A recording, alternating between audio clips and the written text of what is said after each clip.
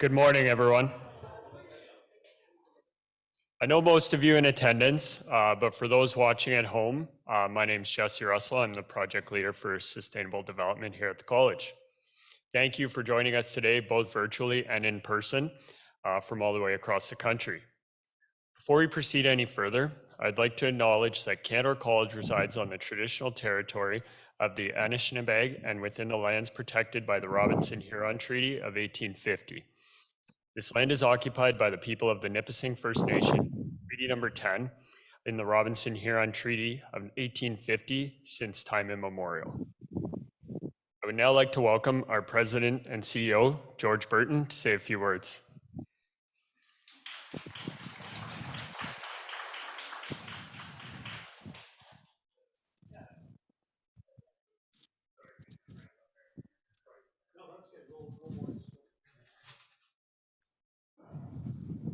I delayed the entrance for dramatic effect.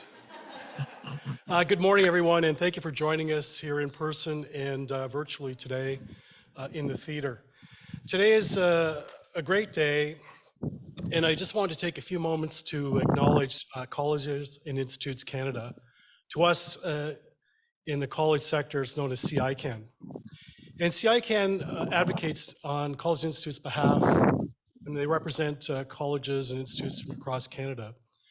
And they do a lot of work at the national level, particularly with the federal government. And so I'd like to acknowledge the work that they've done, bringing institutes and colleges from across Canada together to support sustainable development goals, which are founded by the United Nations. And thanks to their leadership, a number of institutions across this country have signed to this declaration. And for those that are not familiar with the Sustainable Development Goals, please go to the CICAN website. They've done a wonderful pictorial for everyone. It's easily understood. But basically what we're looking to do is create a better place to live, work, and play, ensuring that we take care of the planet. And I'm really proud that CICAN chose us as one of the sites for 10 impact projects. And we're in a very select group, and we're really breaking new ground here. Because our focus, of course, is on food and water sustainability in small communities, Indigenous communities. And really what we're creating are living laboratories that will act as models for others to emulate across this country. And if you look at the impact we have as institutions, we are in most communities across this country. We touch 95% of the population of this country through activities that we all engage in. This is a great way to develop grassroots support for some much needed work and give it much needed momentum. I'd like to acknowledge the team here in Canada. Sean, our VP, who's spearheading this. Jesse, of course, who does a lot of the work on the ground. And all of you for participating, not only today, but in your day-to-day activities, recycling on campus, supporting our initiatives, our First People Center, through our academic programs. And it's really wonderful that we could host this today in this wonderful theater. A great place to not only create content, but draw content in, produce entertainment, a great learning experience for our students and their programs, for our alumni and our community to use as a resource. So I couldn't think of a greater way to enter the holiday season than to actually talk about sustainability today and our project here, making a small difference in our corner of the world, which will have an impact across this country and globally at the end of the day. So once again, thank you for being here today. Thank you for joining us online. Look forward to a great tour today, and I want to thank the team for putting this together. Thank you very much. Happy holidays, everyone.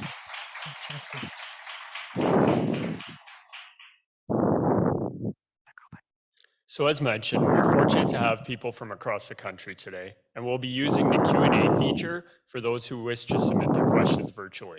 So it's just at the bottom bar, you'll see Q&A.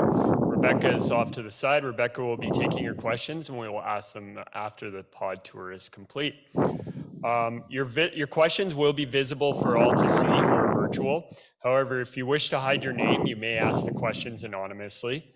Like I said, Rebecca will be getting them to me, and I'll ask them live and to Angela. Today's tour features two areas.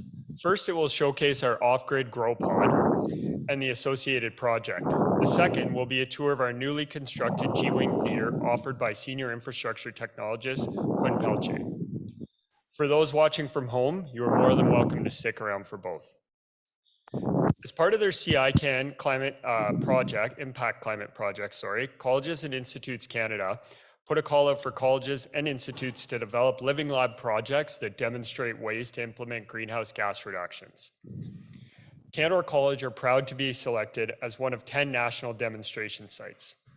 The support from CICAN has helped us to expand the work done in the food pod, which includes the relocation to connect with our clean water demonstration site and to purchase new technology such as wearable computerized glasses you will see today. These glasses provide not only a great virtual tour experience, but they will also help to facilitate the technical framework that we are looking to implement to provide remote support in both our food and water projects. Our project focuses on food security and finding GHG-friendly and climate-resistant solutions to produce food closer to home and help create food sovereignty for rural and Indigenous communities. As part of the project, we've worked with a consultant from the Moose Cree First Nation who polled their community to determine their needs. The report has been received and will help to inform the next phase of production. Without further delay, I would like to turn it over to Liaison Officer Vanessa Tignanelli and Project Administrator for Clean Water and Food Security, Angela Proudfoot, who are on location at the pod.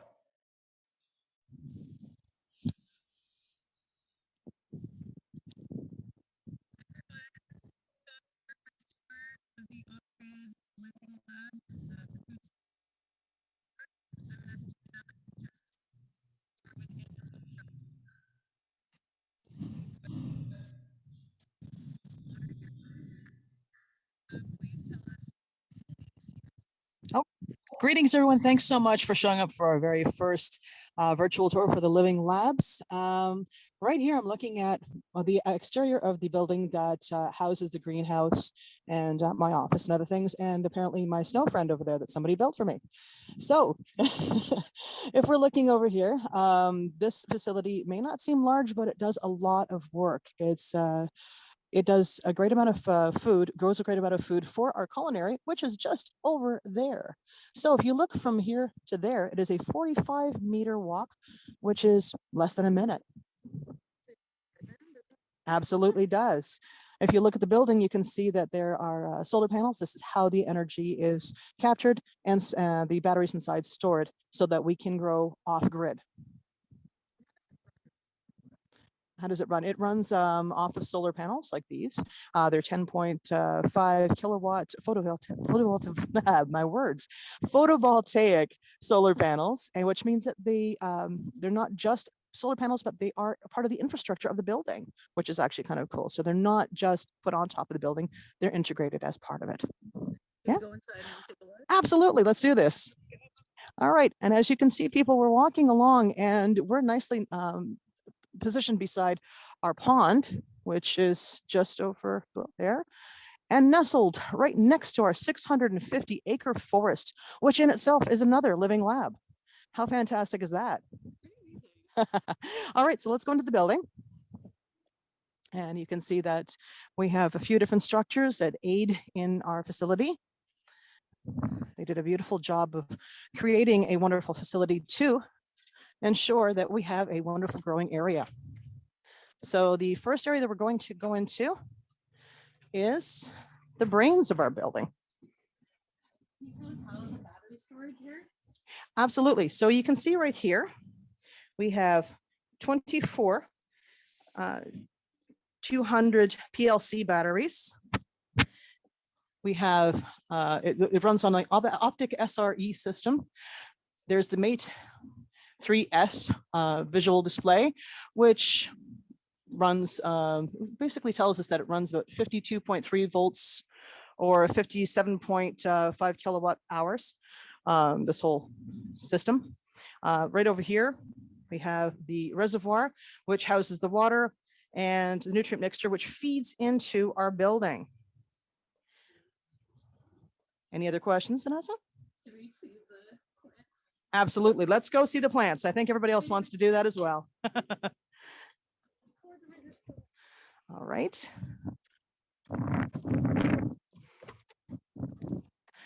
And in we go to our facility.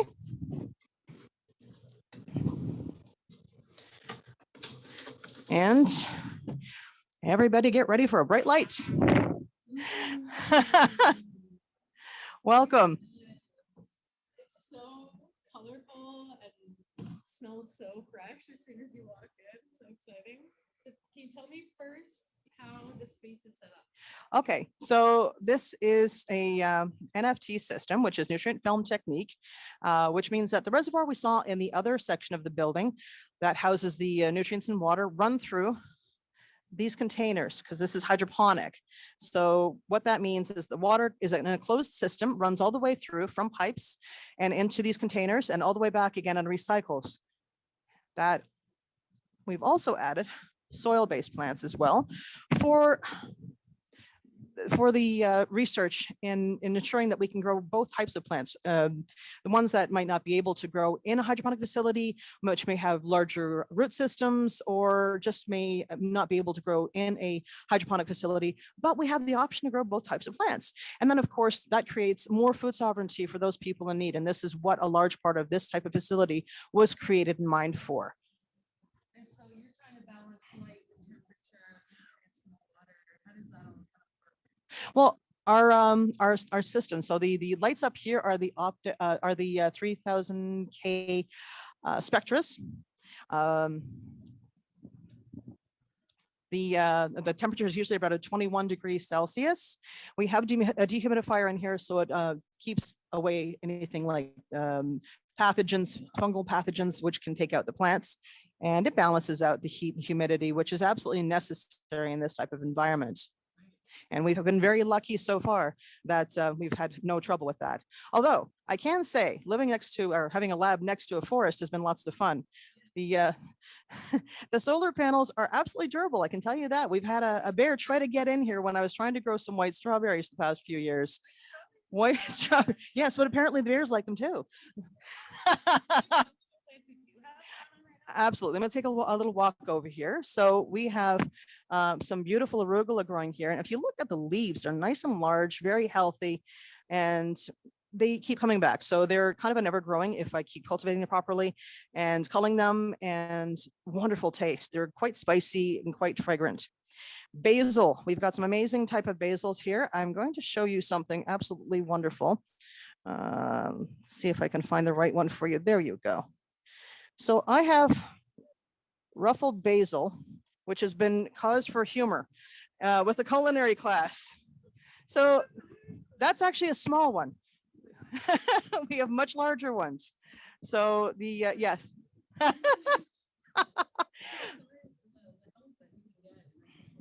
Exactly. So we also have some nice hot peppers. These are the Japanese shishito peppers, and I've got some beautiful big peppers growing on these plants. I've got some cayenne in the back. And it's funny how some of these small, the plants may look small, but they propagate a lot of fruit. So in this kind of facility, one thing I'm noticing constantly is that the food grows larger, healthier, and of course, because it's 365, we can grow this food constantly. So a tomato plant, I've had them growing for over a year, constantly throwing off fruit. So this is so much of a benefit for these communities in need. Okay, and more of the basil. This is the sweet basil. And of course, these are also very large too. And we've got some wonderful pesto actually coming out later on for these people that are waiting here at the college. Here we go. There's a nice, extremely large ruffled basil leaf. I've got lots of cilantro. I have some corn plants growing as well. They've only been in for a month. This is sage. A lot of sage grows very beautifully. One thing I've actually noticed as well, I started some flowers in here less than a month ago, and the plants that usually take about 2 to 3 weeks actually started showing growth in 3-4 days. Some actually showed up within 2 days. So again, this is the marvel that is this type of place. I'll show you some more of the other lettuces, but I've got a special little guest after this. More arugula. I've got some red ruby lettuce. I know that lettuces are the big thing that are having troubles at the moment. So I am growing a lot more of it. And chervil, this was something that culinary had a great amount of trouble getting for the past number of years. They could not buy it. And I have apparently an abundance of it. And it is well received. People love it. Lots of different types of lettuces. I have a couple of cucumber plants growing over here, and the cucumbers grow absolutely amazingly huge and strong and very tasty in here. So the food, as well as being very large and growing quickly, tastes amazing. I mean, the stuff in the grocery store, think about the fact that a lot of these foods, especially at this time of year, would be coming from, say the States or maybe Mexico or other places like that. So consider the amount of greenhouse gases you're reducing by growing something of this magnitude in your own backyard. Now, the last one I'm going to show you right now is a wonderful little plant that usually grows, as I just said, in Mexico, Central America, South America, and it is called the Yaltamati. And it has these wonderful little fruits. I don't know if you can see them, little guys right here. I think I'm covering them up. All right, so the wonderful little fruits that come off this plant actually provide fiber, protein, and carbohydrates, also has pectin and some other nutrients. So imagine plants like this is the kind of stuff I like to research. If we can grow them in these facilities, we can also do research on other types of plants from different parts of the world that would cost a great amount of greenhouse gases, usually to bring back and forth, and instead grow them here. And imagine how fabulous that is. So you've got these types of plants with this type of nutrient levels growing. Yeah. So do you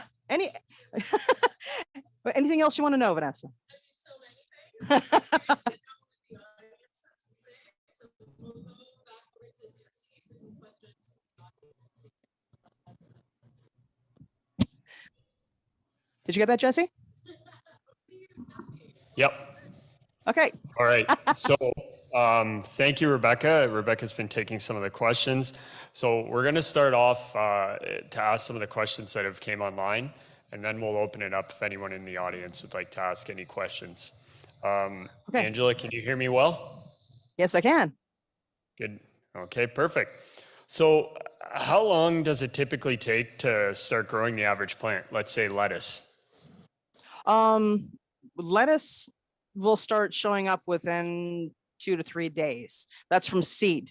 So you're going to see germination within that span of time. This lettuce I have sitting right here, this ruby red, was something I'd already culled. So I'd cut it completely off and sent it off to culinary, and it's regrown. So it's kind of nice that you get a chance to have 2 heads of lettuce in one seed that basically gets put in the system. So less than a month for a full head of lettuce. Perfect. Thank you. I've tasted a lot of it myself, so I can comment from experience, especially the serval. I was eating that yesterday. It was quite good. How's the feedback been with the culinary program on the flavor of the produce? Oh, I've had no complaints whatsoever. Culinary is extremely happy every time I walk in. They comment on the smell that that follows me like it's my own perfume from walking out of here, because it's that potent. So the food is different looking apparently than you get in the grocery stores. Say the watercress I have here. I don't know if you can. Yeah, there we go. So the watercress I have here is different than the stuff that you get in the grocery store. It's larger, it's healthier, it's also really, really flavorful. The arugula is definitely different in flavor. Same with the basil. And I think a few people in the audience, or some of the people from our own school, know how different the food tastes here versus, say, the grocery store. I'm not knocking the grocery store at all. I'm just saying that there is definitely a marked difference with providing our culinary course fresh food, and they're extremely happy about it. Perfect. Do you have a success story, perhaps something that you weren't expecting to grow successfully, but you gave it a shot and it turned out better than expected? Oh, a number of things. Actually, there's 2. There was one tomato plant that I grew, and the average size for the tomato plant, is the Tiny Tims, is supposed to be 30 centimeters by 30 centimeters. It ended up 95 by 90, and it yeah, it was huge. It's a low-lying plant, so it's interesting, but all of the fruit that came off of it, there was a ton of food, and it kept throwing off fruit all the time, so it didn't stop growing, and it was fantastic. The next would be the white strawberries, which people have had such a problem growing, or it's been difficult. Not the Japanese ones that everyone is really eager about, but the actual parent, the mother plant of them, the Fragaria vescas. And I just kind of went on a whim and threw in a whole bunch of seeds, and I had 21 strawberry plants growing here at one point just to see by research if it would actually work, and it did. And boy, do they smell amazing. Perfect. How many different types of plants do you currently have in growing? And do you have any of the names of the ones you'll be growing in the new year as we flip into the Um, next semester? Sure. I definitely have some parsley. I have chocolate mint. I have spearmint, rosemary. I have a pineapple growing in here right now. Arugula, sweet basil, ruffled basil. I've got some thyme. I have some marjoram, hot peppers, a lot of loose leaf bull lettuce. I have some marigolds, moonflowers, let's see, zinnias and watercress. I have some spinach, sage, cilantro, the yeltamati. That's a bunch of them I can think of right now off the top of my head. There's just so many. For the new year, a lot of the same. We're going to have some marjoram as well. I'm definitely going to throw in some new surprises. I'm going to put some more white strawberries in as well to see how well they continue. I know I've had a few more inquiries as to growing new things. So I think we'll be growing a lot of new and fun things. I might even try some carrots in the soil in here as well. Great, thank you. I can speak from experience. Angela had asked Angela to plant some hot peppers and they went beside the basil. So now we have spicy basil. So that was kind of an unexpected consequence, but it turned out really well. Is there any that you found particularly challenging to grow in the pod?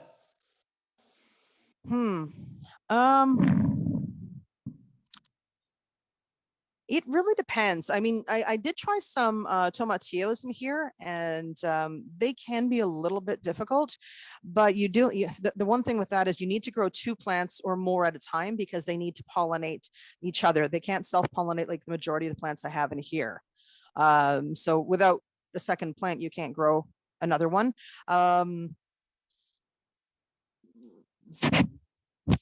Thank you. So this kind of leads into that question as well.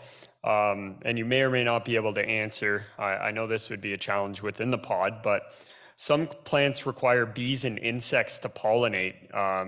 Is there a way that you're able to accommodate for that, or is that a new area of research that we'd be investigating? Oh, actually, there's the air movement in here with the air conditioners and fans can provide enough air movement to pollinate the plants in here. So we do get enough movement to actually do that. See, the cucumbers can be problematic without pollination, but they have been able to do it quite well in here with the air that has been provided. Though we can actually introduce bees. I think Sean had mentioned it to me prior to this, that we can rent out bees for a day or so and bring them in and they can pollinate, and that can assist in extra pollination as well. Remind me to stay in my office when you do that. We could probably do ladybugs as well. So That's a little better. So thank you very much, Angela. Now that takes care of it for the virtual questions. So I'll just see if anyone on site has any questions. Rebecca does have a microphone if you wanted to grab the mic and ask any questions. Quick question. I'll just speak loudly. This is great. Thanks for putting this on. And what I'm curious about is the food security aspect. Could this be replicated on something like an industrial size scale, like being a large warehouse, etc.? Is that possible given the technology and with that? So the question, Angela, is could this be replicated on a large scale? So if you're looking industrial. oh, absolutely. Absolutely, for sure. You can put it at any size you want. You could make it smaller, you could make it larger. In here, you could actually have dual racks. And I think we were talking about getting a second rack for this side over here. So yeah, you can make it smaller, larger. There are ones that are the size of a garden shed to an industrial building.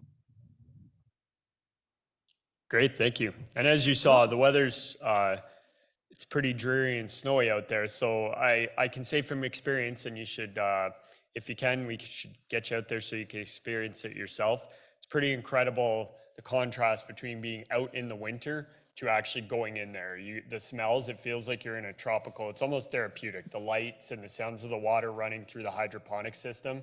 I can see why Angela likes to spend so much time in there, because I know Sean likes to go out and visit her as well. It's a pretty remarkable space. I see we have a couple other questions in the Q&A, Rebecca. Are you able to, just to make sure we don't leave any? Yeah, I'll fill up the airtime. Hi. Thanks again, Jesse, for doing this. Hi, Angela. Thank you. It's Hi. awesome. Yep. It's Andrea here. I do have a Hi. question. I'm wondering about cost. So looking at your basil, which is enormous, but what sort of cost would it be to grow something like that compared to what we would buy basil or a head of lettuce? Maybe lettuce isn't a good comparison right now, but in the Actually, grocery. lettuce is a great comparison. Actually, I did an analysis for that a while back. So if we're looking at, we're not relying at all. If we're counting the water, the nutrients, the growth medium, and everything else, it costs less than, I think it was around 30 to 35 cents a head of lettuce to create. So same thing with the basil, but it's just the same thing. It's just the different seeds. So it costs far less to grow this in here than it would be buying something in a grocery store. Thank you, Ange. So from your experience in working with pods, I know we get some pretty cold winters here. It can get up to or down to -40, especially in January, February. Have you heard of these pods surviving in lower temperatures even further north? Actually, yes. A similar pod to this was out, I think I can't remember exactly where it was located, but it's far colder than we have here. And it had the same kind of maintenance. It was still capable of surviving the cold weathers. We have -40s, -50s, and those types of days here. And this pod has not once faltered in that time. So I think that's a good hallmark to let people know that it does function. As long as you've got the solar, you could even do backup like wind or other types of renewable resources to back it up as well. Yes, that's a good point. And the beauty of it is, for the most part, yesterday Angela was showing me, for example, we're at 90% battery, and it was a very cloudy day.